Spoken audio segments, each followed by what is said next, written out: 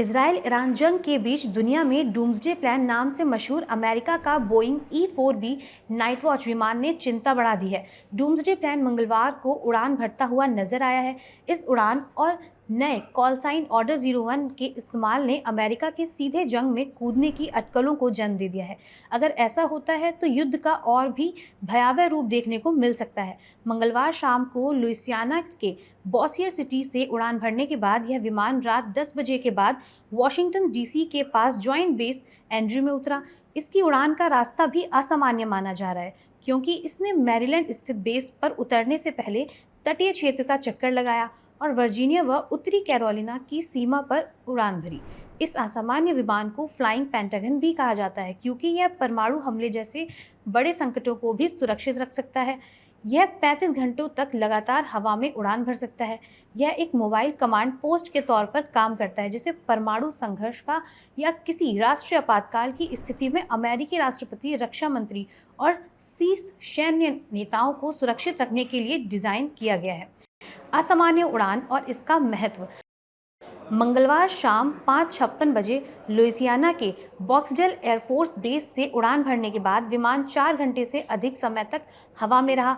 रात 10:01 बजे मैरीलैंड के जॉइंट बेस एंड्रयू पर उतरा। इस दौरान विमान ने तटीय क्षेत्रों का चक्कर लगाया और वर्जीनिया उत्तरी कैरोलिना सीमा के पास उड़ान भरी। सामान्य रूप से इस्तेमाल होने वाले कॉल साइन ऑर्डर 06 के बजाय ऑर्डर 01 का उपयोग पहली बार देखा गया। इसी कारण यह उड़ान और भी संदिग्ध बन गई। सबसे खास बात यह है कि इस विमान ने ऐसे समय में उड़ान भरी जब अमेरिकी राष्ट्रपति डोनाल्ड ट्रंप ने ईरान से बिना शर्त आत्मसमर्पण की चेतावनी दी है। इतना ही नहीं, उन्होंने इजरायल को पूर्ण समर्थन देने का वादा किया है। फ्लाइट पेंटागन डूम्सडे प्लेन की खासियत। बोइंग E-4B को फ्लाइट पेंटागन भी कहा गया। यह एक मोबाइल कमांड पोस्ट के तौर पर काम करता है, जिसे परमाणु संघर्ष या किसी राष्ट्रीय आपातकाल की स्थिति में शीर्ष राजनीतिक और सैन्य नेताओं को सुरक्षित रखने के लिए डिजाइन किया गया है। यह परमाणु हमले और इलेक्ट्रोमैग्नेटिक पल्स का भी सामना कर सकता है। 35 घंटे से अधिक समय तक लगातार उड़ान भर सकता है। हवा में ही ईंधन भरने की क्षमता के कारण एक हफ्ते तक बिना उतरे हवा में रह सकता है। विमान में 67 सैटेलाइट डिश और एंटीना लगे हैं। इसमें बैठे लोग दुनिया में कहीं भी बिना किसी रुकावट के फोन पर बातचीत कर सकते हैं।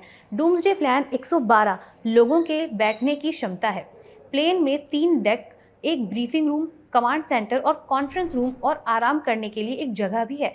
इस विमान में AC शील्डिंग है, जो थर्मल और परमाणु प्रभावों को झेल सकती है। ऑर्डर 01 कोड का इस्तेमाल। E-4B विमान जांच परख के लिए नियमित तौर पर उड़ान भरते हैं। हालांकि इस बार ऑर्डर 06 के बजाय एक नए कॉल साइन ऑर्डर 01 का इस्तेमाल हुआ। इसका उपयोग पहले कभी नहीं किया गया था।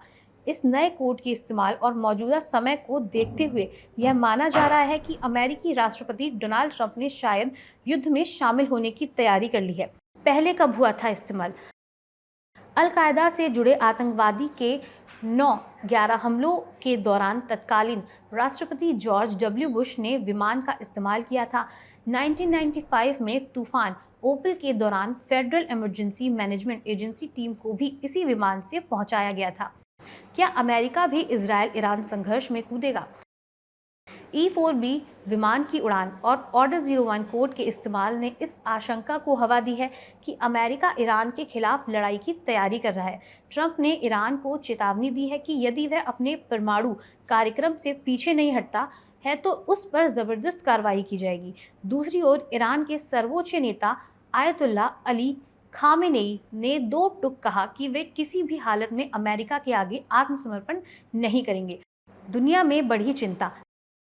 इजराइल के द्वारा ईरान में किए गए हवाई हमलों में परमाणु और रक्षा ठिकानों को निशाना बनाया गया है। इसमें बड़े सैन्य अधिकारियों के साथ ही परमाणु वैज्ञानिकों की मौत हो गई। मानवाधिकार संगठन की माने तो पिछले कुछ दिनों में हुए हमलों में ईरान के भीतर कम से कम 639 लोग मारे गए हैं, वहीं सैकड़ों लोग घायल भी हुए हैं। इसी बीच E-4B की उड़ान और ट्रंप की आक्रामक बयानबाजी ने इस जंग में अमेरिका के शामिल होने की आशंका बढ़ाई है। दुनिया को इस बात की चिंता है कि अगर ट्रंप इस जंग में आते हैं तो इसके परिणाम और भयावह हो सकते हैं। हालांकि इस बात से इनकार नहीं किया जा सकता कि वह उड़ान नियमित अभ्यास का हिस्सा है।